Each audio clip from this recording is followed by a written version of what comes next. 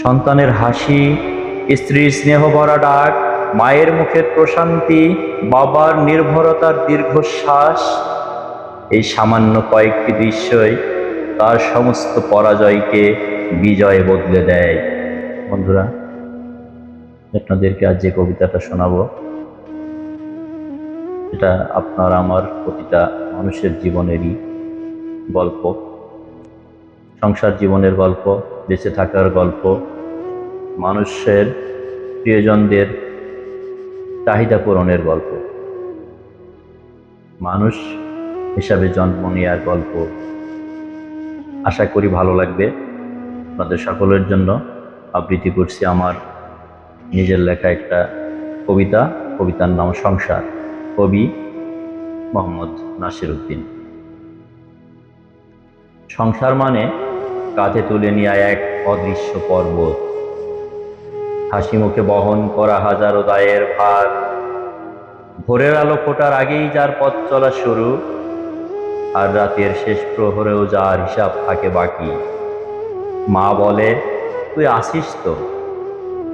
বাবা চেয়ে থাকে নির্ভরতার নীরব চোখে। ভাই বোনের স্বপ্নগুলোও এসে বসে তার দুয়ারে।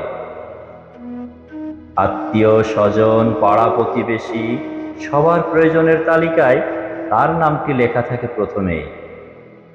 সে দেয়, সময় দেয়, শ্রম দেয়, ঘাম দেয়, নিজের না বলা ইচ্ছেগুলোও নীরবে বিসর্জন দেয়। কিন্তু কোথাও যদি একটু ভুল হয় কিংবা ক্লান্ত পায়ে থেমে যায় এক মুহূর্ত, তখন সমালোচনার তীরগুলো সবচেয়ে বেশি এসে বিঁধে তারই বুকেই। যেন তারও ক্লান্তি থাকতে নেই, তারও দুঃখ পাওয়ার অধিকার নেই। তবু সে রাগ করে না, কারণ দিনের শেষে একটি ঘর তার জন্য অপেক্ষা করে। সন্তানের হাসি, স্ত্রীর স্নেহ ভরা ডাক, মায়ের মুখের প্রশান্তি, বাবার নির্ভরতার দীর্ঘশ্বাস, এই সামান্য কয়েকটি দৃশ্যই তার সমস্ত পরাজয়কে বিজয়ে বদলে দেয়। পৃথিবীর সব ক্লান্তি তখন নদীর জলে গলে যাওয়া সন্ধ্যার মতো ধীরে ধীরে মিলিয়ে যায়। সে আবার নতুন করে বাঁচার শক্তি পায়, আবার নতুন করে যুদ্ধের প্রস্তুতি নেয়। জীবনের খাতা খুলে দেখলে দেখা যায়, সবার হিসাব মিটাতে মিটাতে নিজের নামে আর কিছুই জমেনি।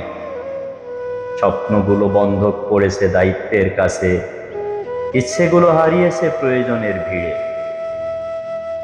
তবু কোনো অভিযোগ নেই, কারণ সে জানে সংসার নামের এই বিস্ময়কর উপাখ্যানে সবচেয়ে নিঃস্ব মানুষটি প্রায়শই সবচেয়ে ধনী, যার নিজের জন্য কিছুই অবশিষ্ট থাকে না, কিন্তু যার ভালোবাসার ভান্ডার বেঁচে থাকে একটি পুরো পৃথিবী।